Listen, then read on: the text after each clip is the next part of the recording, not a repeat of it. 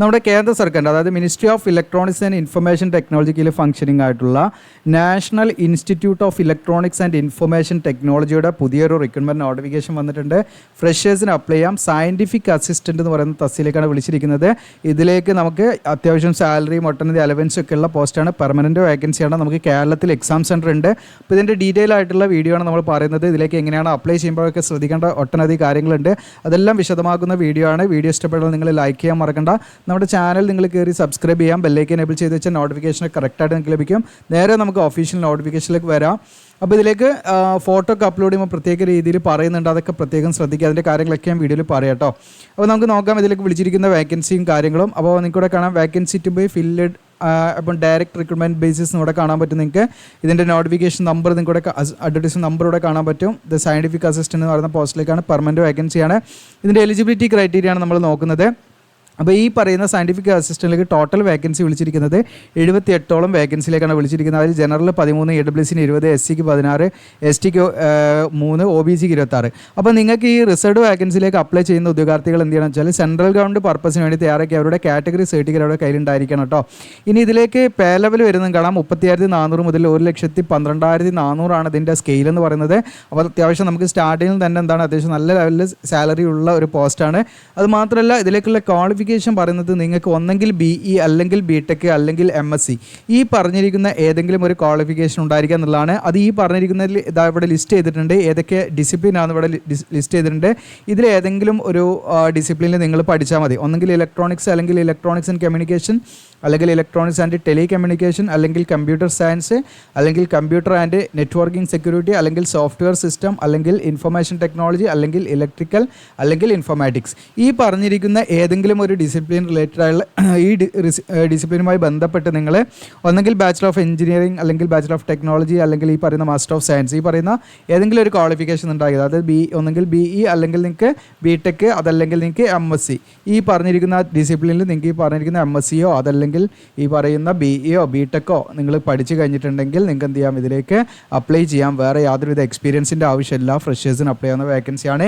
Age limit maximum 30 ആണ്. അതായത് March 18 കണക്കാക്കി നിങ്ങൾക്ക് 30 കഴിയാൻ പാടില്ല.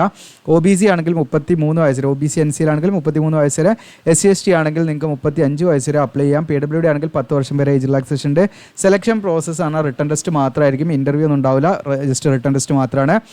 ഇതിൻ്റെ ഡിസിപ്ലിൻ വൈസ് വേക്കൻസീസ് ഇവിടെ കൊടുക്കുന്നത്. ഇപ്പോൾ നമുക്ക് സ്ട്രീം നോക്കുകയാണെങ്കിൽ കമ്പ്യൂട്ടർ സയൻസ് CS ഇതിൽ നിങ്ങൾക്ക് ടോട്ടൽ 19 വേക്കൻസി ഉണ്ട്. അതിൽ നിങ്ങൾക്ക് ഇതാ ഓരോ കാറ്റഗറി വേക്കൻസി ഇവിടെ കാണാം. IT ഉണ്ട്, അതിൽ 16, EC ഉണ്ട്, അതിൽ 3. ഓക്കെ, ഇങ്ങനെ 3 സ്ട്രീം കാറ്റഗറി ആയിട്ടാണ് വന്നിരിക്കുന്നത്. അപ്പോൾ ഇതിലേക്ക് ഒരു ഉദ്യോഗാർത്ഥിക്ക് ഏതെങ്കിലും ഒരു സ്ട്രീമിലേക്ക് അപ്ലൈ ചെയ്യാൻ പറ്റുള്ളൂ കേട്ടോ.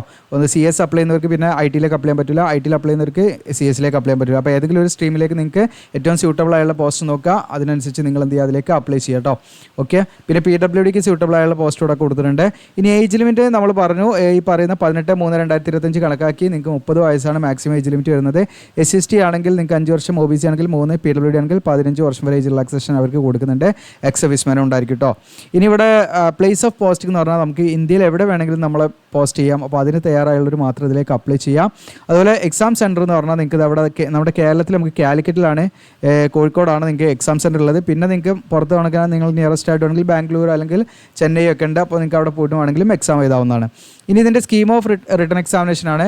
സ്കീം ഓഫ് റിട്ടൺ എക്സാമിനേഷൻ എന്ന് പറഞ്ഞാൽ ഒന്നെങ്കിൽ ഈ പറയുന്ന OMR ബേസ്ഡ് ആയിരിക്കും അല്ലെങ്കിൽ മേ ബി കമ്പ്യൂട്ടർ ബേസ്ഡ്. ഇതിൽ OMR എന്നാണ് പറയുന്നത്. അപ്പോൾ OMR ബേസ്ഡ് ടെസ്റ്റ് ആയിരിക്കും. ഒബ്ജക്റ്റീവ് മൾട്ടിപ്പിൾ ചോയ്സ് ക്വസ്റ്റ്യൻ ആയിരിക്കും. 3 മണിക്കൂർ ഡ്യൂറേഷൻ ഉണ്ടായിരിക്കും. 120 ക്വസ്റ്റ്യൻ ഉണ്ടായിരിക്കാം.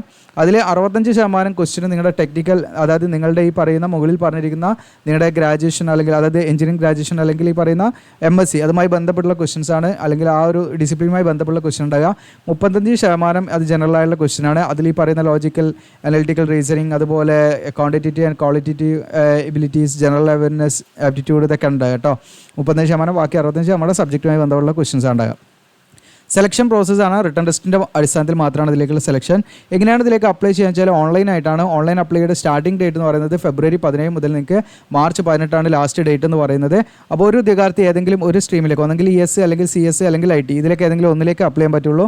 ഒന്നിലധികം സ്ട്രീമിലേക്ക് എന്ത് ചെയ്യാൻ പറ്റില്ല, ഒരു ഉദ്യോഗാർത്ഥി അപ്ലൈ ചെയ്യാൻ പറ്റില്ല. അങ്ങനെ അപ്ലൈ ചെയ്താൽ റിജക്റ്റ് ആയി പോകും. പ്രത്യേകം ശ്രദ്ധിക്കുക. ഇനി ഇതിലേക്ക് അപേക്ഷാ ഫീസ് വരുന്നുണ്ട്. ജനറൽ കാൻഡിഡേറ്റ്സ് ആണെങ്കിൽ അവർക്ക് 800 രൂപയാണ് അപേക്ഷാ ഫീസ് വരുന്നത്. എന്നാൽ ഫീമെയിൽ കാൻഡിഡേറ്റ്സിന് യാതൊരുവിധ ഫീസും കൊടുക്കേണ്ട, ഫ്രീ ആയിട്ട് അപ്ലൈ ചെയ്യാം. PWDക്ക് ഫീ വേണ്ട, SCക്ക് വേണ്ട, STക്കും വേണ്ട. അപ്പം SC ST അതുപോലെ PWD അതുപോലെ ഫീമെയിൽ കാൻഡിഡേറ്റ്സും യാതൊരു ഫീസും കൊടുക്കേണ്ട, അവർക്ക് ഫ്രീ ആയിട്ട് അപ്ലൈ ചെയ്യാം. അപ്പോൾ വിമൻ കാൻഡിഡേറ്റ്സ് ആണെങ്കിൽ അവർക്ക് ഏത് കാറ്റഗറിയിലാണെങ്കിലും അവർക്ക് ഫീ വേണ്ട, ഫ്രീ ആയിട്ട് അപ്ലൈ ചെയ്യാം കേട്ടോ. ഓക്കെ, ഇനി ഇത്രയാണ് നോട്ടിഫിക്കേഷൻ റിലേറ്റഡ് ആയിട്ടുള്ള കാര്യങ്ങൾ പറയാനുള്ളത്. ഇനി നമ്മളിതിലേക്ക് എങ്ങനെ അപ്ലൈ ചെയ്യേണ്ടതെന്ന് വെച്ചാൽ നമ്മുടെ വീഡിയോയുടെ ഡിസ്ക്രിപ്ഷനിൽ ഞാൻ അപ്ലൈ ചെയ്യുന്ന ലിങ്ക് തരും. അതിൽ ക്ലിക്ക് ചെയ്താൽ നിങ്ങൾക്ക് കാണാം NIELT സയൻറ്റിഫിക് അസിസ്റ്റൻ്റ് ആയിട്ട് താഴെ സ്ക്രോൾ ഡൗൺ ചെയ്യാൻ നിങ്ങൾ. അപ്പോൾ ഇമ്പോർട്ടൻറ്റ് ലിങ്ക്സ് ഞാൻ ഇവിടെ കൊടുത്തിട്ടുണ്ടെങ്കിൽ കൂടെ കാണാം. ഏറ്റവും താഴെ ഇമ്പോർട്ടൻറ്റ് ലിങ്ക്സ് കാണാം. ഇതിൽ നോട്ടിഫിക്കേഷൻ നിങ്ങൾക്ക് ഇവിടെ നിന്ന് ഡൗൺലോഡ് ചെയ്യാം. ഇനി ആപ്ലിക്കേഷൻ ഫോം എന്ന് പറഞ്ഞിട്ടൊരു ഭാഗമുണ്ട്, അത് ക്ലിക്ക് ചെയ്യാം. ഈ ആപ്ലിക്കേഷൻ ഫോം എന്നുള്ള ലിങ്ക് നമ്മൾ ക്ലിക്ക് ചെയ്ത് കഴിഞ്ഞാൽ ഇതാണ് നിങ്ങൾക്ക് ഇവിടെ കാണാം. അവരുടെ ലോഗോ കാര്യങ്ങളൊക്കെ ഇവിടെ കാണാം. അതുപോലെ അതിൻ്റെ ക്ലോസിംഗ് ഡേറ്റും സ്റ്റാർട്ടിംഗ് ഡേറ്റും കാര്യങ്ങളൊക്കെ നിങ്ങൾക്ക് ഇവിടെ കാണാം കേട്ടോ. സ്റ്റാർട്ടിംഗ് ഡേറ്റ് 17, ക്ലോസിംഗ് ഡേറ്റ് ഇവിടെ കാണാം. ഓക്കെ, ഇനി ഇതിൻ്റെ stream wise syllabus CS apply ചെയ്യുന്നവർ കമ്പ്യൂട്ടർ സയൻസിൻ്റെ സിലബസ് ഇവിടുന്ന് ഡൗൺലോഡ് ചെയ്യാം. IT ആണെങ്കിൽ ഇവിടുന്ന് ഡൗൺലോഡ് ചെയ്യാം, EC ആണെങ്കിൽ ഇവിടുന്ന് ഡൗൺലോഡ് ചെയ്യാം കേട്ടോ. ഓക്കെ, അപ്പോൾ അത് നിങ്ങൾക്ക് സിലബസ് ഇതിൽ തന്നെ കൊടുത്തിട്ടുണ്ട്, വേറെ എവിടെയും നിങ്ങൾ പോകേണ്ട ആവശ്യമില്ല. ഇനി നമ്മൾ ആദ്യമായിട്ടാണ് വരുന്നതെങ്കിൽ ന്യൂ യൂസർ രജിസ്ട്രേഷൻ എന്നുള്ളത് ബട്ടണിൽ ക്ലിക്ക് ചെയ്യണം. ന്യൂ യൂസർ രജിസ്ട്രേഷൻ എന്നുള്ളത് ക്ലിക്ക് ചെയ്യുക. നമ്മൾ ഡീറ്റെയിൽസ് ഒക്കെ കൊടുത്തിട്ട് അങ്ങനെ പോകണം. അപ്പോൾ നമ്മൾ ഓൺലൈനായിട്ട് ചെയ്ത് കൊടുക്കുന്നുണ്ട്.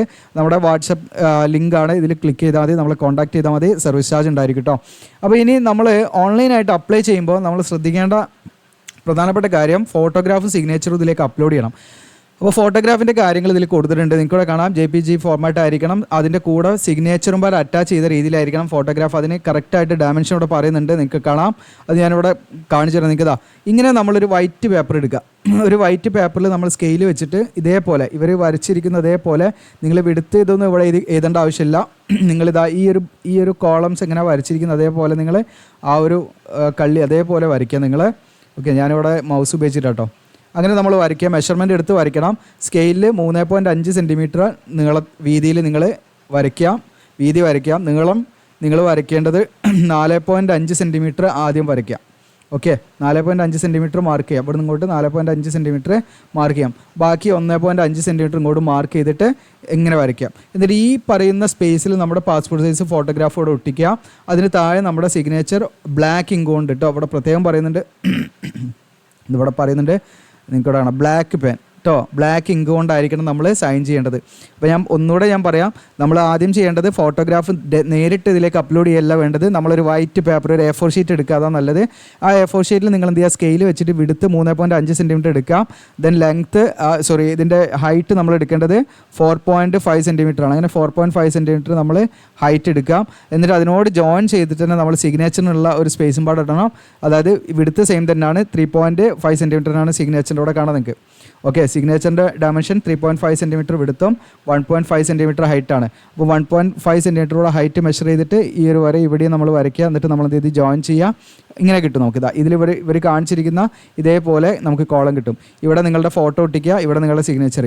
ഈ മെഷർമെൻറ്റ് നിങ്ങൾ എഴുതണ്ട കേട്ടോ. ഈ മെഷർമെൻറ്റ് ഒന്നും എഴുതി വെക്കേണ്ട ആവശ്യമില്ല.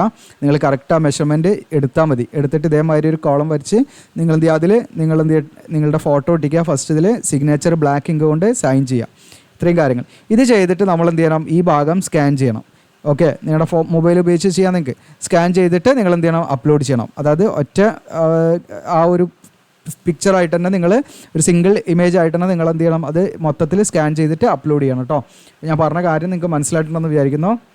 സംശയം ഉണ്ടെങ്കിൽ നിങ്ങൾ ചോദിക്കാം. അത് കൂടാതെ നമ്മൾ സെപ്പറേറ്റ് ആയിട്ട് വീണ്ടും എന്ത് ചെയ്യണം, ബ്ലാക്ക് പേന കൊണ്ട് നമ്മൾ എന്ത് ചെയ്യണം, ഒരു വൈറ്റ് പേപ്പറിൽ ഇതേപോലെ 3.5 സെൻറ്റിമീറ്റർ നീളവും 1.5 സെൻറ്റിമീറ്റർ വീതിയുള്ള രീതിയിൽ നമ്മൾ എന്ത് ചെയ്യണം, സിഗ്നേച്ചർ വേറെ നമ്മൾ എന്ത് ചെയ്യണം. എന്നിട്ട് നമ്മൾ എന്ത് ചെയ്യുക, അതിൻ്റെ ഉള്ളിൽ ആ ബോക്സിൻ്റെ ഉള്ളിൽ സൈൻ ചെയ്യുക, അത് സ്കാൻ ചെയ്യുക. അത് വേറെ നമുക്ക് അപ്ലോഡ് ചെയ്യാണ്ട്, അത് സിഗ്നേച്ചർ എന്നുള്ള കോളം ഉണ്ടാവും. അവിടെ നമ്മൾ അത് നിങ്ങൾ എന്ത് ചെയ്യണം, ഓൺലൈൻ ആപ്ലിക്കേഷൻ സമയത്ത് സിഗ്നേച്ചർ എന്നുള്ള ഭാഗം ഉണ്ടാവും. അവിടെ നിങ്ങളുടെ സിഗ്നേച്ചർ സെപ്പറേറ്റ് ആയിട്ട് എന്ത് ചെയ്യണം, അപ്ലോഡ് ചെയ്യണം. ഇത് നമ്മൾ ഫോട്ടോ വിത്ത് സിഗ്നേച്ചറാണ്. ഫോട്ടോയുടെ കൂടെ നമ്മൾ എന്താണ് സിഗ്നേച്ചർ, നമ്മൾ ഫോട്ടോ ചോദിക്കുന്ന സ്ഥലം ഉണ്ടാവും, പാസ്പോർട്ട് സൈസ് ഫോട്ടോഗ്രാഫ്. അവിടെ നമ്മൾ എന്ത് ചെയ്യണം, ഈ പറയുന്ന ഫോട്ടോ വിത്ത് സിഗ്നേച്ചർ എന്നുള്ള ലെവലിൽ ഇതേപോലെ ആയിരിക്കണം നമ്മൾ അപ്ലോഡ് ചെയ്യേണ്ടത്. അത് പ്രത്യേകം നിങ്ങൾ ശ്രദ്ധിക്കേണ്ട കാര്യമാണ്. പിന്നെ നമ്മുടെ എഡ്യൂക്കേഷൻ ക്വാളിഫിക്കേഷൻ സർട്ടിഫിക്കറ്റും പിന്നെ കാറ്റഗറി സർട്ടിഫിക്കറ്റും ഒക്കെ നമ്മൾ എന്ത് ചെയ്യണം, ഇതുപോലെ സ്കാൻ ചെയ്തിട്ട് നമ്മൾ PDF ഒക്കെ ആക്കിയിട്ട് നമ്മൾ അപ്ലോഡ് ചെയ്യണം കേട്ടോ. അപ്പോൾ അത്രയാണ് അതിൻ്റെ കാര്യങ്ങൾ നിങ്ങൾ ശ്രദ്ധിക്കേണ്ടത്. അപ്പോൾ ഇതിൽ നമ്മൾ ആദ്യം നമ്മുടെ പേര് ഡീറ്റെയിൽസ് ഒക്കെ കൊടുത്ത് നമ്മൾ രജിസ്റ്റർ ചെയ്യണം.